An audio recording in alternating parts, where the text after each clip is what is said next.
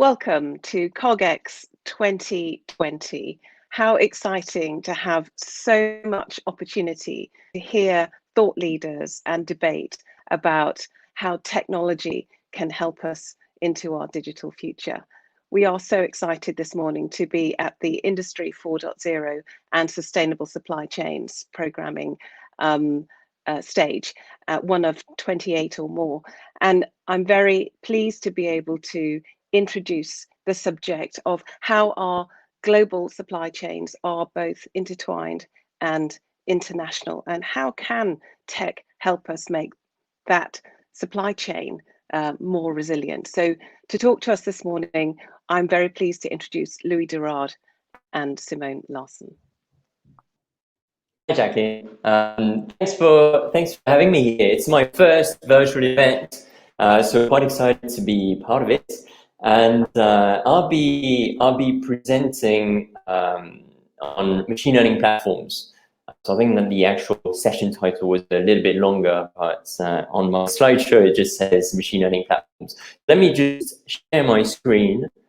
And while I do that, maybe a couple of things I should say about myself, just to give a little bit of context. So I work as an independent machine learning consultant, and I also founded a series of conferences focused on real-world machine learning applications. So that was, I think that was back in 2014.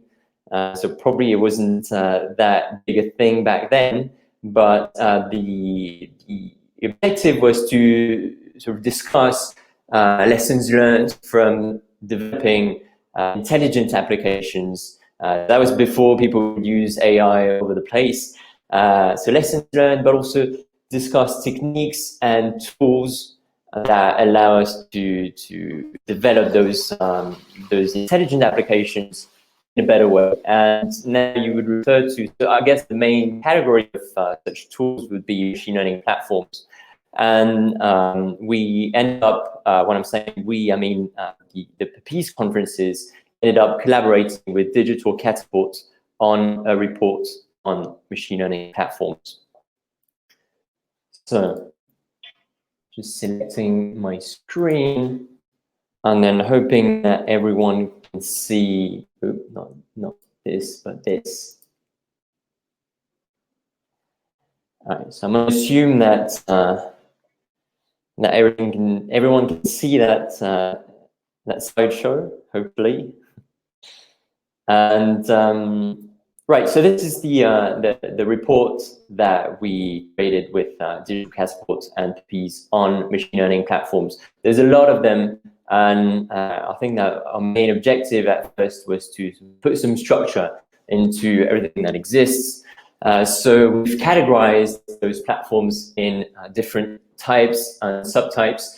So I think that this presentation, I'm going to try to keep it relatively short so that we have enough time to cover questions and answers with Simone afterwards. And yeah, let me go over that, some of these examples also. So I tried to include examples. That should be for about 15 to 20 minutes presentation, and then back to Q&A. So this is, if there's any Halifax customers in the audience, there's this snap check functionality on the app that I found was quite interesting, because this obviously uses AI to recognize the handwritten information. And I thought, what would it take to re-implement that? So you'd need to scan the check itself and get a proper picture like this. Right? That's something that most scanning apps can do on smartphones. So nothing too novel here. But also you need to be able to transform that handwritten text into text that a computer can read. And so I tried this service called Azure Ink Recognizer, I think it's called. So that's part of Azure Cognitive Services. And right, so I just wrote that with my mouse, but it works pretty well, and it allows you to integrate those sorts of features into your own app. And this is AI, right? But the thing is that this is a fixed sort of AI model that's been trained already with examples of handwritten text, right, from pictures, and then giving the machine the actual pictures, the scans, and the text to be extracted from that, and then a model's being trained. And then what we do here is just apply that pre-trained model, right? We don't have to train it ourselves. So that's one way that you can use AI in your company, in your product, and so on. And I guess, right, those platforms such as Microsoft Azure here is super easy. This is another example from a platform that's called Landing.ai in the manufacturing industry. And the idea here is to detect defects on this board and that's being manufactured. And then this is a screenshot from the interface where you're just labeling data. So most of the building of the model, of the model that will predict if there's a defect on your product or not, based on a picture taken by a camera. Most of the work is just getting examples and then annotating them. So here the annotation is appears in red, right? So you're trying to show the machine where the defect is. And then based on that, it will build a model, and then that model allows you to inspect everything that you manufacture in a super quick way. So this is what I would call a vertical platform, because it's a platform that allows you to create your own machine learning models, but for one specific use case in one specific industry, specific vertical. The other example I've got is a service that's called Science. So that's a picture I took in New York City in 2016. It was quite interesting to me to see that they would advertise a machine learning product in the streets, this huge billboard, and then it says, maybe I'll zoom in a bit, fight fraud with machine learning. So yeah, Science is a service to make it easier to detect fraudulent activity on your website, such as fraudulent news. And this sort of makes the thing that machine learning is for everyone if it's being advertised in the streets. This is a screenshot that I downloaded, a screenshot of Science. I haven't used the product myself, but it's quite funny that so this is made up, obviously, Voldemort@gmail.com, and then a blog user, Harry. Right, so this is made up, but the idea is that it allows you to, it comes with a dashboard that allows you to have an overview of what's going on. This is another screenshot where what's interesting is that, so any activity, such as a payment, is going to be scored against a predicted model that would say whether there's a high risk or not of this payment being fraudulent. And then if you let the transaction through, and if you end up realizing the bank notifies you that this payment failed, that this was a fraudulent payment, then all that you need to do is to pass information on to the Science platform. So just telling it, all right, this transaction with these characteristics, this amount, this IP address, and so on. Eventually, that didn't happen, right? We didn't get the money, so that should have been detected as fraud. So please learn from that data, from that new data point. And what's interesting with this interface is that we get to see why a specific transaction would be classified as suspicious. Here it says top suspicious signals. So making it easier to integrate machine learning into what you do, and then this is creating a model that's specific to your data, because you would be sending the information that this payment was okay, this payment was not okay, and then it learns from that. I've talked about the pre-trained models, sort of pre-trained models as a service type of platform. I've talked about vertical platforms. You have model development platforms, so machine learning model development platforms that are more flexible. So starting with what I would call the semi-specialized, because they're not as specialized as the vertical ones, but they would be focused on one type of machine learning problem and on one type of input to the problem. For instance, image classification. So the input that you have would be an image. It would have to be an image, and then you could classify it in however you want. So your task would be providing the data again. The great example of that with this platform called globalisation that was acquired by Microsoft last year, where you would examples. So this is trying to detect from a picture the mole whether it's benign or malignant. And I don't know if I can zoom in. It's hard for me to zoom in this presentation mode, but what you see in the bottom is a bunch of examples of moles, and then each one of them is labeled. It's labeled as benign or malignant. So you provide that, and then here, what is on the screenshot is that there were more than 1,000 examples provided, and then reaching an accuracy of 80%. And if you want, you can see those different blocks that are being connected to each other. There's one that says detect features, one that says generate labels. These can actually be customized, and you can click and go down into a deeper level of detail. And if you're able to program machine learning models, well, there's a lot of customization that's possible via that interface. So it's quite an interesting product here demonstrated on image input. You've also got the high level, what I would call the high level platforms as a service. High level because they're much easier to use than coding with machine learning libraries. There's additional functionality that's provided, and everything provided as a service, so you don't have to install anything. And sometimes those high-level platforms as a service, they come with sort of a web-based studio, a web-based interface that allows you to experiment with machine learning in any. And I've got a few screenshots to demonstrate that. But you also have those other types of studios that you have to install yourself. So self-hosted studio, maybe that requires a little bit more IT expertise. You need someone to install that. And you can't install that on any kind of machine, so maybe a little bit harder to use, but still it makes the job of creating machine learning models as easy as possible. And then in the end, you've got the IDEs, so integrated development environments. Basically, what this means is that you write code. So in development environments that you can write code, machine learning code, in any way it run on the cloud compute.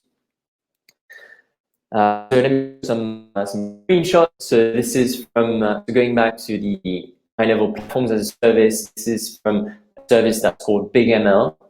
And let me see if I can use the laser pointer. Right. So all that to specify what is the thing you try to produce. So it could be debate anything, collect data about real estate, seeing what's on the market.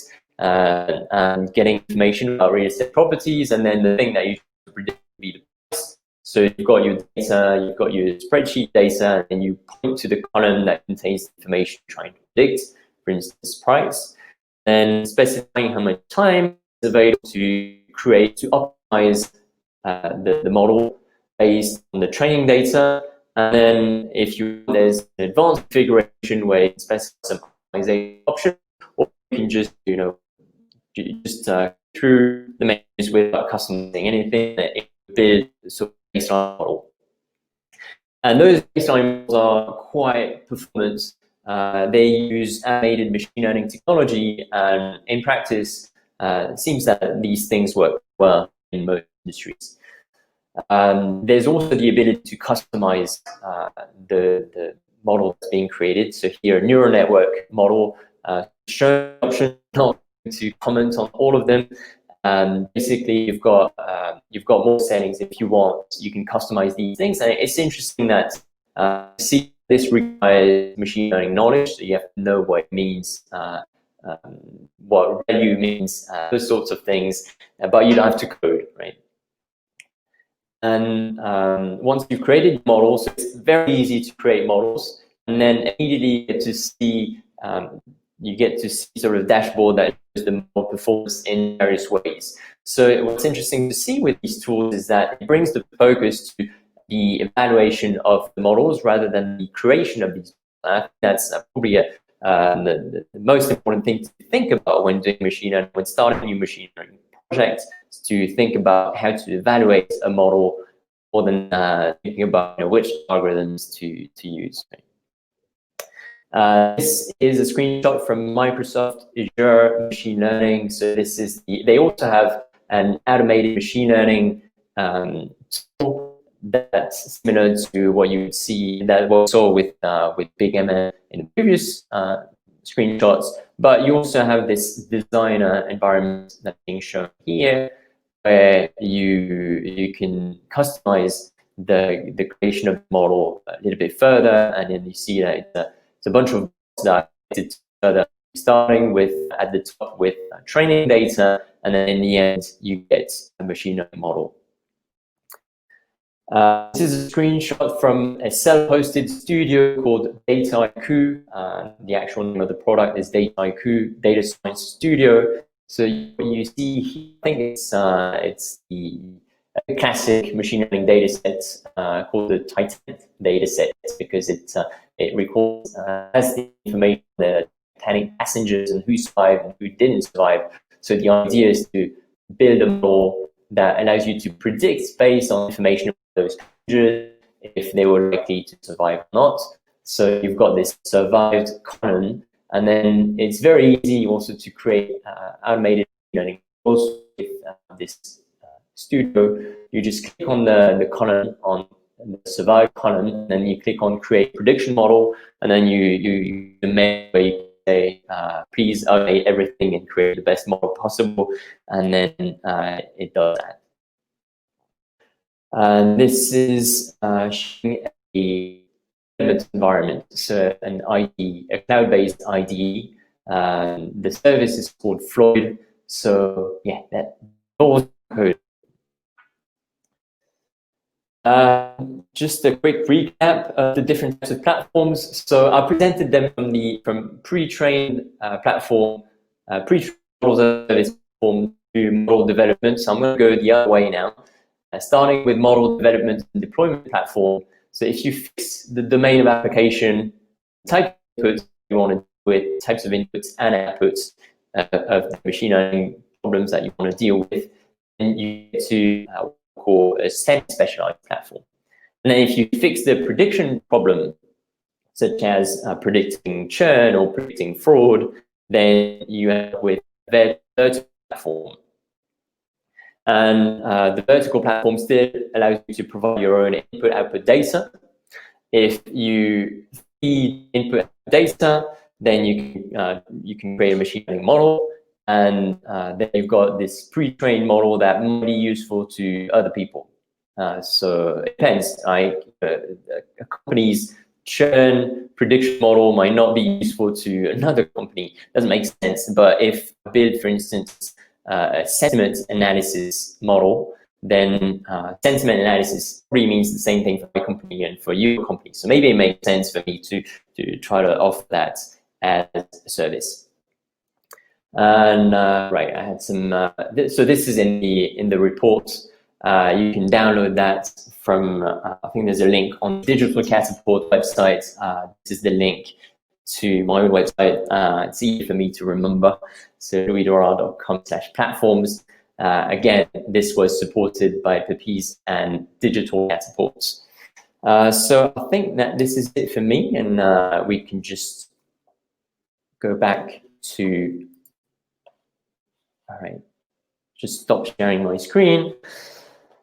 And now I'm going to be joined by Simone Larson, who's head of AI and machine learning commercial product at Digital Catapult. And Simone focuses on accelerating adoption of advanced digital technologies in manufacturing and creative sectors. Hi, Simone. Hi, Louis. Good morning. Thanks for having me. Thanks for the introduction, and hello to everyone who's also joining this live stream. As Louis mentioned, this is also my first virtual event. I'm quite excited. Interesting presentation, Louis. Quite fascinated about different platforms that are available for companies to accelerate the adoption of machine learning algorithms. I think let's just start off with some questions. If you take it from a high level, what are your recommendations for picking a platform, if any? Right.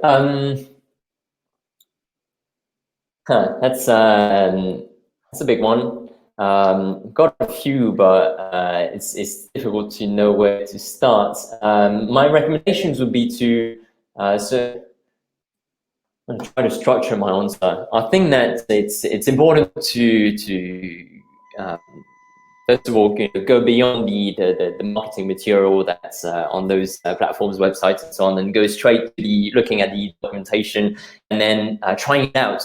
It's yeah, maybe it's just too simple an answer, but I think it's important to try to just see what's the best fit for you. Those platforms, they have target different types of end users. Some of them would be specifically targeting developers. Others would be specifically targeting scientists. Maybe others would be more accessible to domain application experts. And I think that for those platforms that have a big focus on providing a nice interface, providing nice visualizations of the machine learning model, the performance of the model, and so on, that probably is aimed towards the domain application experts. So I think that it's important to figure out who is this platform for. I think that a lot of people I get this question also, which is the best platform to use quite often, and I think that there's this misconception that different platforms will have different. They would provide models of different levels of quality. I think that the equivalence, the quality of the machine learning models that you create with these platforms is quite equivalent. So I think that it's really a matter of picking something that's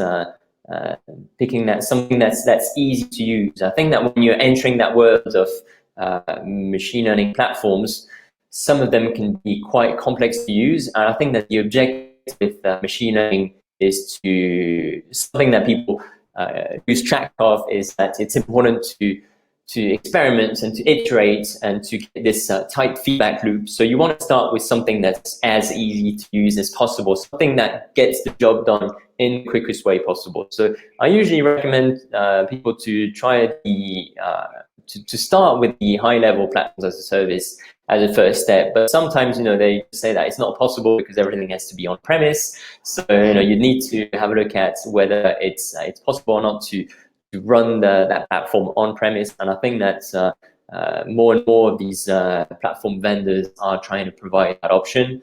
You would want also to look at, so you're going to build machine learning models, but obviously you want to avoid being locked in to a particular platform. So, what are your options for exporting your work? And I think that the first thing that comes to mind is, how can I export the models that I'm creating with the platform? So there's different formats that allow you to export models. So you probably want to check what is possible.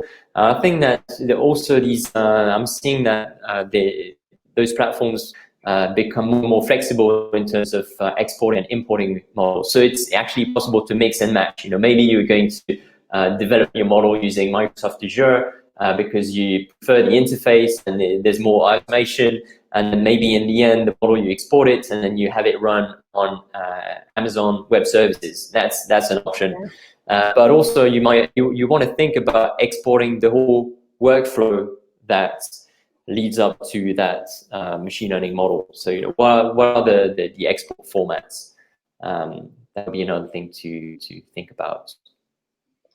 On a similar point, so obviously there are some recommendations for picking a platform, but before a company actually commits, right? So they've done their research and they're trying to hone in on which platform is best for them. What are the top 3 things, in your opinion, or that they should definitely prioritize when it comes to committing? Right. I think it's pricing is going to be, it's definitely going to be a big factor, a big thing to look at before committing. And it's interesting to see that the pricing models can be very, very different from one platform to another. So some of them would have a fixed annual license that could be quite costly. And if you're just starting out with trying to execute a pilot project, a pilot machine learning project, maybe you don't want to use some of these platforms with this huge yearly cost. It doesn't make sense at first. Maybe you want to start with a sort of pay-as-you-go platform, and then see where that takes you. Once you've once you've executed that first pilot project, much more, and then maybe you have way more information to decide whether it makes sense to consider platform X or platform Y. You want to think about, so I mentioned the very high level platforms, the vertical platforms, the semi-specialized ones, and then the platforms as a service. I think that they are very valuable, but you might want to check who owns that model that you're creating. So what are the conditions? I think that the platform like Sift makes it so much easier to detect fraudulent payments. But then before using something like this, you want to check who owns that model, and that relates to my point about exporting capabilities.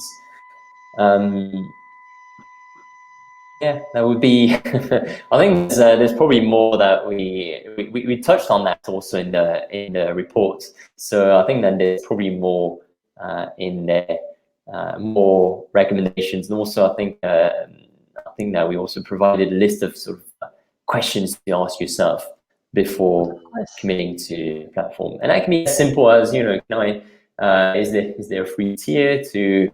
It's difficult to pick the platform that is the most that is going to optimize the cost of running your machine learning infrastructure if you don't have a very precise vision of machine learning system. Because in order to be able to anticipate on the cost of these platforms, you need to know what is the volume of predictions that you need to make in a given period of time. And also the volume of models that need to be created. Are we talking about one model for all of my customers or all of my users, or one model per user? And do I need to refresh that every day, week, month? So having all these constraints in mind, and there's a framework to sort of help you think about all of that, which is called the machine learning canvas, and this is sort of the last bits that you would focus on, technical constraints on making predictions and building models. So it's sort of the last thing you think about when you envision a machine learning system, and then knowing that allows you to pick the platform also that would be the least costly. Of course. One thing we come across quite often at the Catapult is the fact that within the industries that we focus on, the foundational elements to apply machine learning isn't there. So very little data. If it's there, it's fragmented. There's also a misconception of the problems machine learning can and can't solve. For the companies where they do have the data and they have a good idea about what machine learning can be applied to, so we've taken them on that journey. There's also very limited information from a company perspective about how to build a team, right? So let's just say they've done a proof of concept with us and they want to move to MVP, demonstrate, and scale. Coaching them on what a team would look like, whether it be in-house bespoke algorithm or something that's as a service, is quite an interesting discussion. So it'll be good if you can elaborate on how to build a team and the tools that are needed.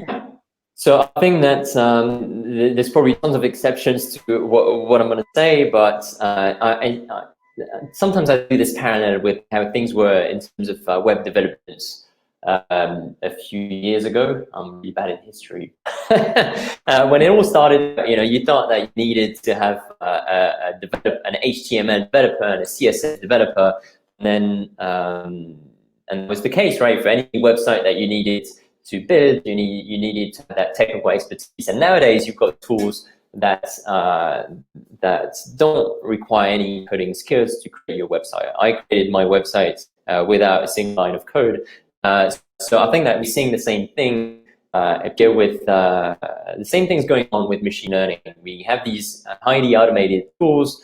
They become more and more automated. So I think that now the sort of automation that's missing is in managing changes in data distribution and managing the fact that you need to sometimes refresh your model and so on. So that's not that automated yet, but creating a baseline model, there's a lot of automation here. And I think that, as you said, there's this difficulty of aligning what the business is interested in with the capabilities of machine learning. So I think that the first thing that you want to do is not think about how to use the best algorithms to get the most out of a machine learning model. The first thing you want to do is to just make sure that you can create an initial model, and then you can evaluate the performance of that model. I think that even before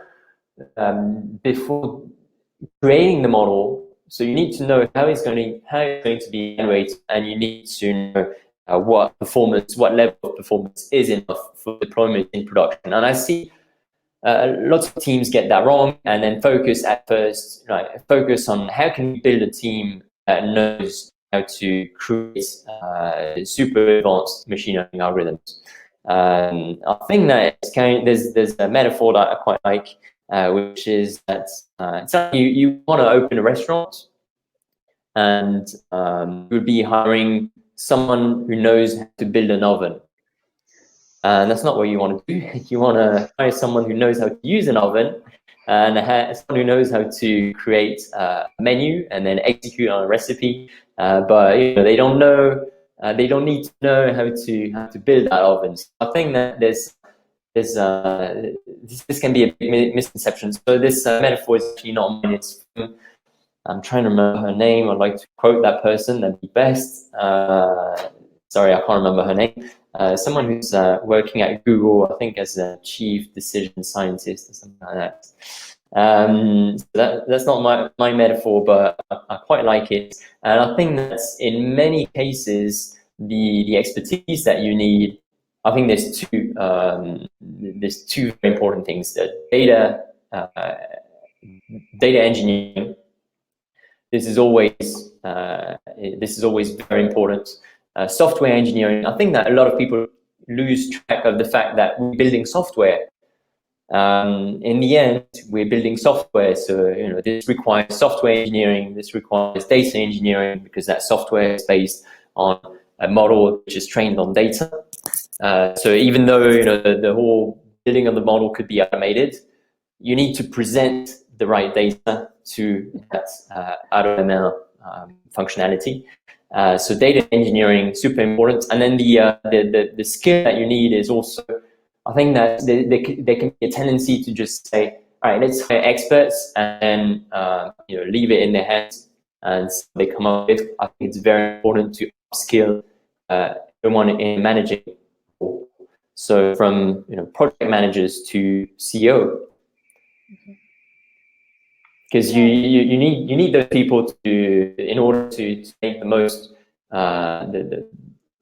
in order to make profit from machine learning. I want to say to make something useful that's going to solve someone's pain, and that could be either making the company's more efficient, but that could also be making the company's customers more efficient, solving their pains using machine learning. So you need to, if you want to get that alignment between the capabilities of machine learning and business usage, this also requires that the more business people be skilled in, or that they understand some of the concepts of machine learning.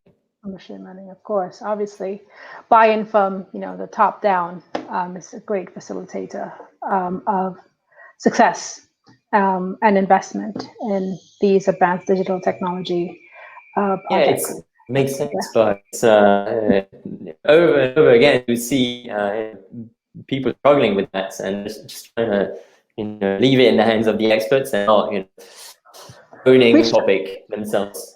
Yeah, we struggle with that at the Catapult as well, because we may get a particular business unit that comes in and they want to experiment and innovate, but we always hit a wall when it comes to a successful proof of concept and growing it into something larger, because the executive level hadn't been bought in on the project, and there's been issues about seeing the ROI and why should they continue. But I definitely resonate with your point about getting as much senior stakeholder buy-in as possible. That actually reminds me, one of the bespoke machine learning platforms that's probably the very well known is the one that's being used at Uber. It's called Michelangelo, and there's different sort of end users in mind for that platform. You've got developers who would be accessing predictions from existing models, for instance, estimated time of delivery if it's an Uber Eats as a use case. But you would also have data scientists who would want to operationalize their model, but also they made a point to provide an interface for business types to understand what's going on with these machine learning experiments, and also to see to monitor performance live. So yeah, that's something to keep in mind. I guess it's good to have a way for domain experts and business types to access the platform and to see information that can be relevant for them. Indeed. So you mentioned a point around teams getting it wrong. Sometimes, if not a lot of times. What are the common mistakes and conversely factors of success you have noticed and would like to chat about? I think that it's kind of paradoxical, because one of the things that comes to mind right now is people spending too much time thinking about which is the best tool to use. And we did cover that in the machine learning platforms report, what is the right platform for your needs.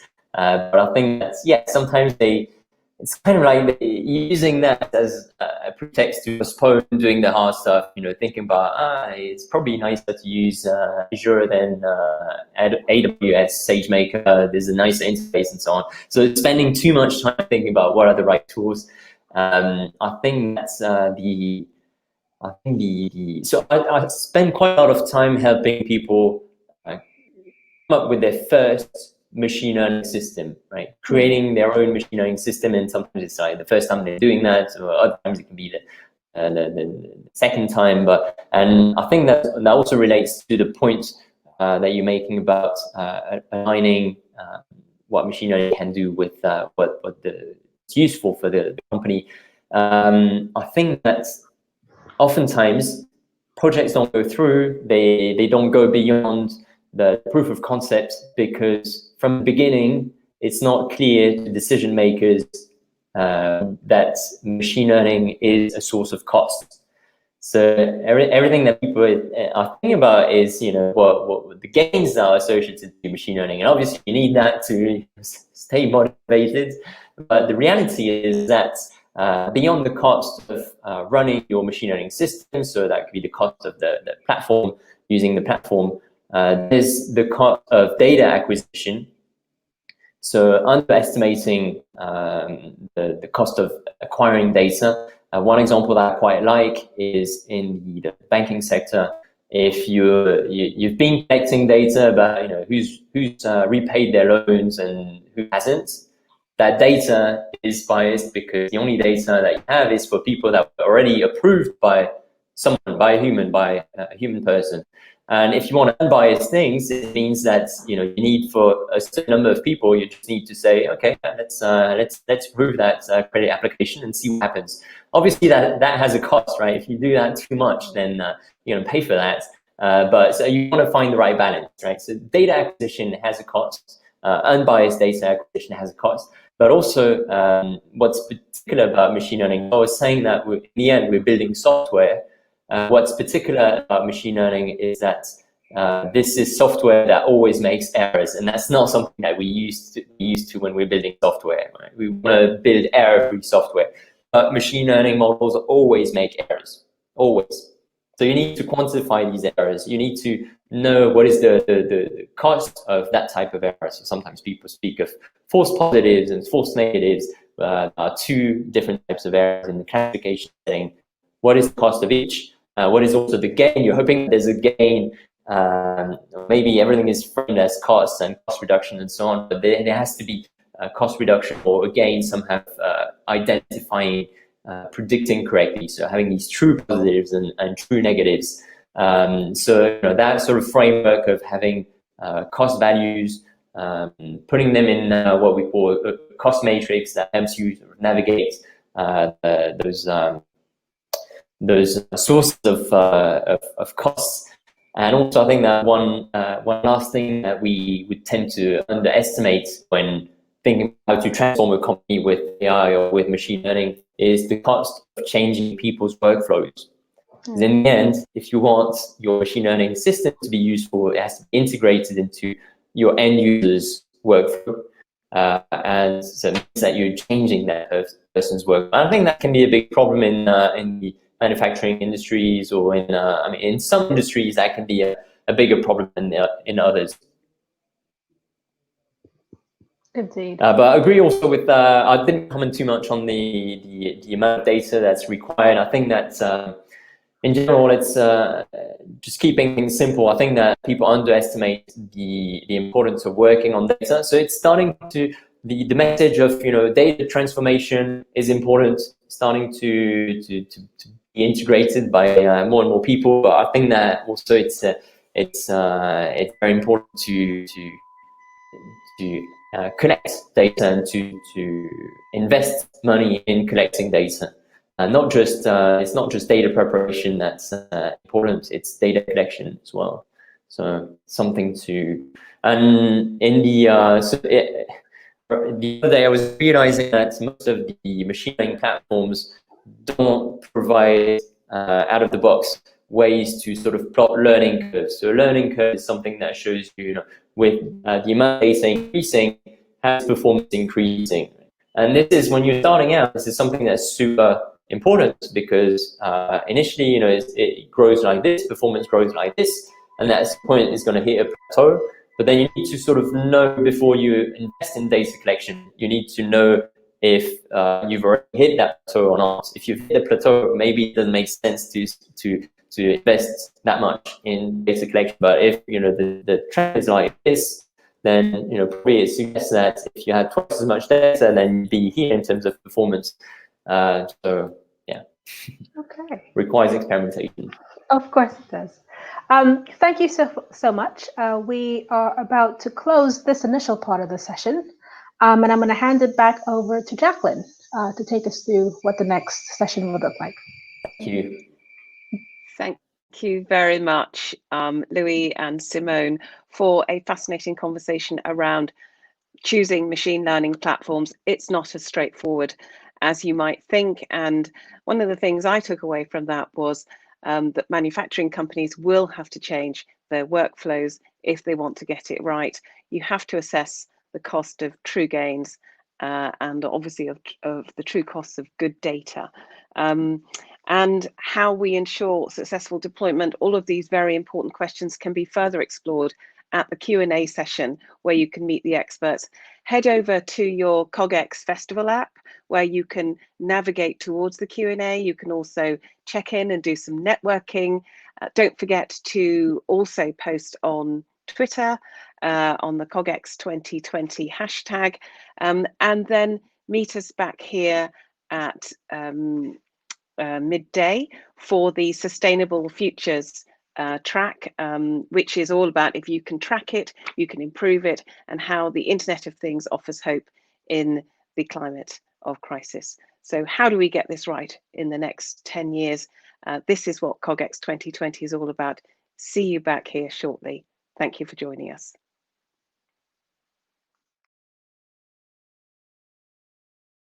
Want access to more CogX videos? Subscribe now for free at cogx.co.